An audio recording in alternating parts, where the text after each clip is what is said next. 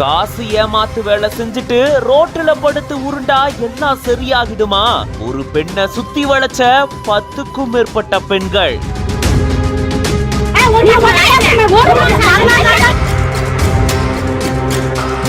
கடன் வாங்கி தரதா சொல்லி 2.5 லட்சம் ரூபாய் பண மோசடியில பெண் ஒருத்தங்க ஈடுபட்டதா சொல்லப்படும் சம்பவம் பரபரப்பை ஏற்படுத்தியிருக்கு.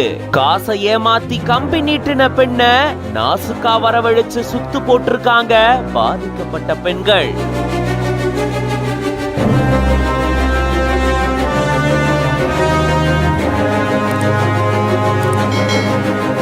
என்ன நடந்தது விரிவா இந்த வீடியோல பார்க்கலாம். கடலூர் மாவட்டம் விருதாசலம் பக்கத்தில் இருக்கக்கூடிய விசலூர் பகுதியை சேர்ந்தவங்க பானுமதி. இவங்க கள்ளக்குறிச்சி மாவட்டம் உளுந்தூர்பேட்டை பகுதியை சேர்ந்த பெண்ணொருத்தங்களுடைய பழக்கம் இவங்களுக்கு ஏற்பட்டிருக்கு. அனுஷா அப்படின்ற பெண் தான் பானுமதியோட பழகிட்டு வந்திருக்காங்க.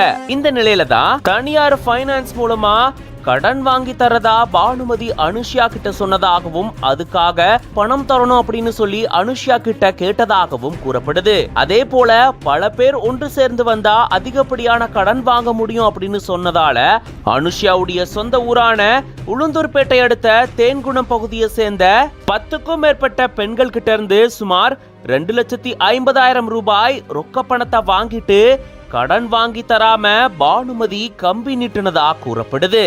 அதை தொடர்ந்து பல தடவை பானுமதியை தொடர்பு கொள்ள முயற்சி செஞ்சும் பானுமதி தொடர்பை ஏற்கல அப்படின்னு கூறப்படுது. அதுக்கப்புறமா அனுஷா மூலமாகவே மேலும் பணம் வேணும், கடன் வாங்க போறோம் அப்படின்னு சொல்லி நாசுகா பானுமதிய உளுந்தூர்பேட்டைக்கு வரவழைச்சிருக்காங்க.